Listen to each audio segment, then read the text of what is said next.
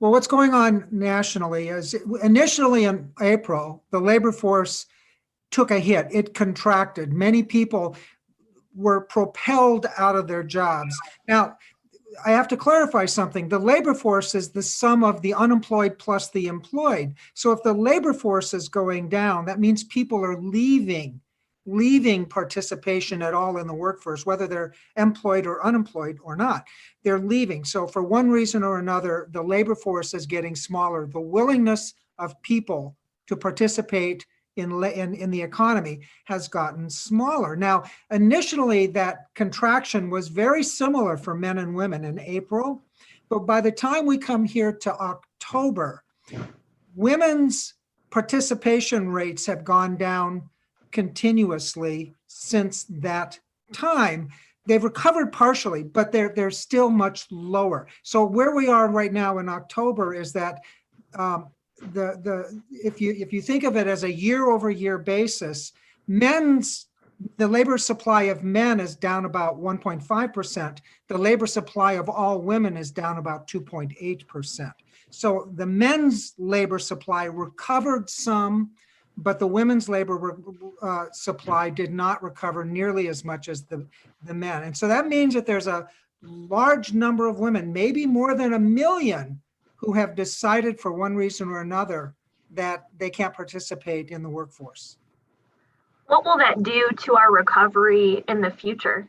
Well, there's a couple of pieces to that. First of all, your economy can only grow as fast as you have available labor to produce goods and services, because that's why we have an economy, to produce goods and services for you and for me. And so if we have constraints on that supply, that's going to slow the rate of growth of not just production, but also consumption, because those are incomes that are not being made in the United States. Now and then we have another story going on here in Iowa, because notwithstanding what I just said about the national pattern, the Iowa labor force has continued to decline over a period when the Iowa employment has gone up. So employment in Iowa was going up in May, June, July, leveled off a little, but continued to go up all the way through the last month, October.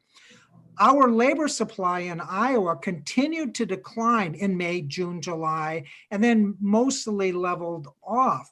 I suspect, I don't know this for sure, but I suspect that a big part of that continued decline is associated with women exiting the labor force. Now, the research tells us that the women who are struggling to stay in the labor force primarily are women with children, and especially women with young children. And then that raises the bigger question, because of the pandemic, access and adequacy of childcare.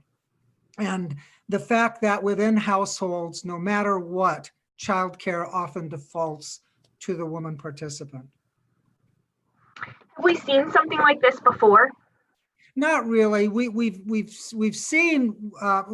Actually, I'm going to start all over again. Sure. What's happened in other recessions, everybody goes down and everybody comes back up. The nature of this recession, though, is that parts of it hit women harder.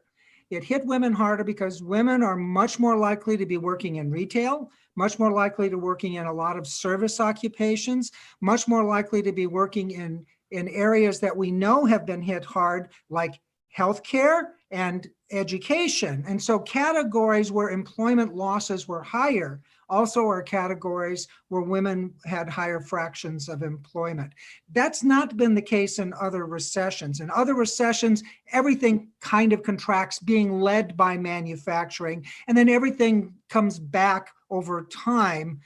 So it's more in line. Now, the bad part of this whole story is that women's participation in the labor force had been growing really well. And as a matter of fact, their participation rates were really, really growing all the way up through this pandemic.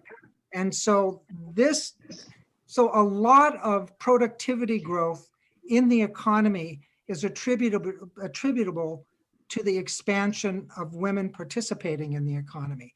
And the fact that we've lost that for one reason or another, is bad. And the fact that it's probably going to take a lot longer to recover if we cannot find mechanisms to bring women back into the workforce is something that policy makers and planners need to pay attention to.